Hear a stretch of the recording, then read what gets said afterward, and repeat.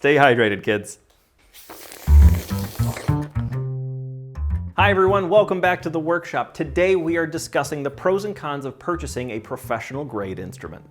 A few weeks ago, we made a video discussing the pros and cons of purchasing a new or used instrument in the $200,000 to $6,000 range. And today, we're upping the ante quite a bit. Folks, before we get much further, please remember, like, subscribe, comment, hit the notification bell. Shoot, in the comments below, I'd love to hear, why did you purchase the instrument that you currently have?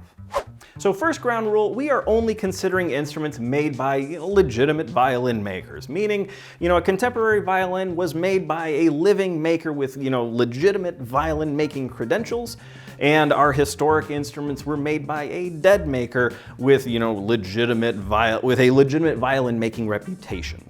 Folks, it's kind of useless to talk about, which is better or worse, so really, the point of this video is to give you sort of a holistic lay of the land when you're considering making such a significant purchase. The first myth I need to debunk today is the idea that old instruments sound better. Wrong. Sound preference is extremely personal, and as a matter of fact, a number of years ago there was an experiment conducted with Stradivari and Guarneri instruments put head-to-head against modern maker instruments. The audience was composed of a number of well-credentialed players and makers, and no one could 100% consistently tell the difference between the contemporary and the historic instruments.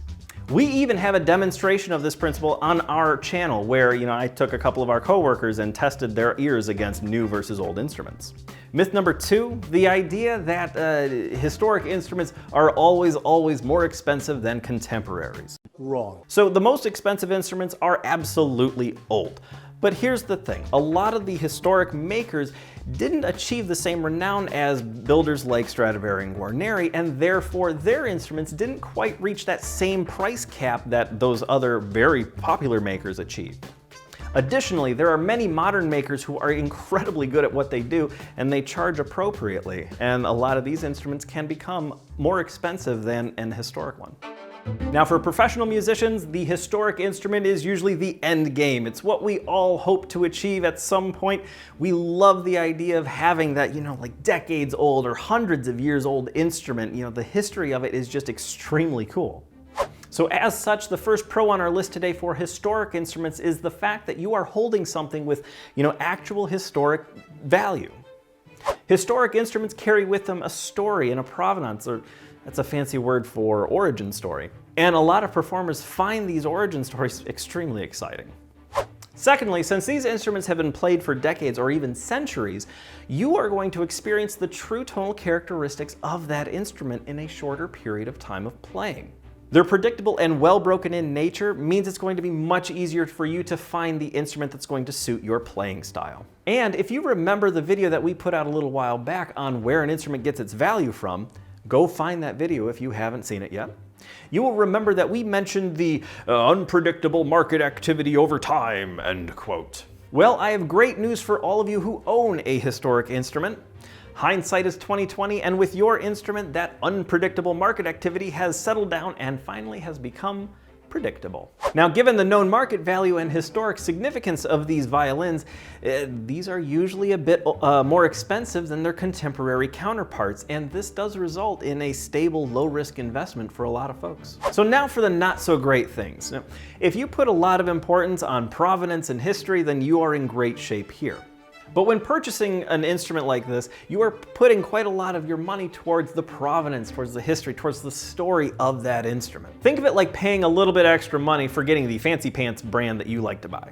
At the end of the day though, history is just history, and it doesn't really affect the overall sound of your instrument. As a result, you are not getting the best bang for your buck when purchasing an older instrument. Next, as with anything that is valuable and sought after, fakes and counterfeits are rampant in the world of historic violins. So do your homework and make sure you know exactly what you are buying, otherwise you may end up paying a princely sum for a pauper violin.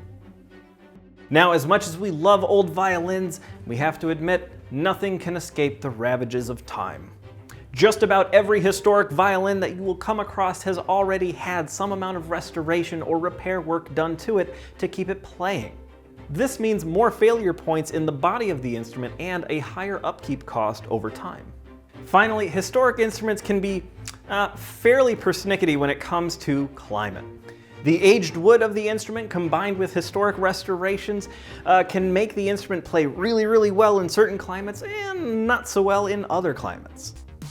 Moving right along to contemporary violins, the nice thing about these is the fact that all of your money is going towards, building and material supplies for the instrument. You're not paying that premium for historical significance. Given the fact that it is a new instrument, you are much less likely to need repairs during your time with it. As a bonus, if you ever do need your instrument repaired, you can take it back to the maker who actually built it and have them look it over and repair it. Yet another bonus, a lot of these contemporary makers are working extremely hard to build their reputation and renown. This means if anything goes wrong with your instrument that is beyond your control, most of these makers will be eager to make it right. Now let's talk about investment. A huge perk with contemporary instruments is the fact that they exhibit the greatest opportunity for gains in value over time. Should you find a new maker that's showing a lot of promise, you could get in on the ground floor of a fantastic violin. Should the maker continue making violins and improve their career, the value of your instrument is gonna go up.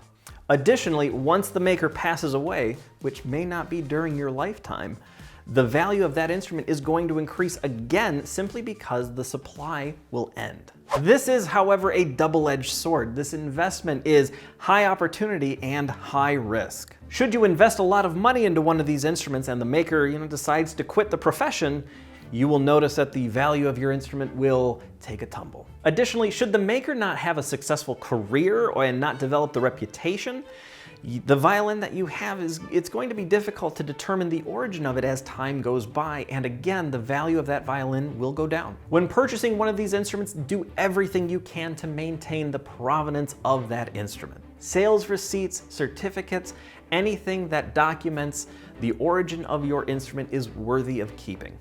Finally, these instruments will be quite new and the wood will be subject to settling in over time. The violin you purchase may change slowly in tonal characteristics. Usually, breaking in an instrument like this is a good thing, but that shift in tonal characteristics can pull your instrument away from the playstyle that you are comfortable with. As you look to purchase a professional instrument, take a moment to write down, what's most important to you as a player. Is it the performance of the violin? Is it the origin of it? Is it just the appearance? Or is it play characteristics, like how the instrument feels under the bow? Writing down these priorities can help you suss out the important things and help you figure out exactly what you're looking for in a professional instrument. Folks, that's all the time I have for today. Thank you so much for tuning into the workshop, and I'm looking forward to seeing all of you here next time. With our reception, we have a little bit extra. Who own a historic instrument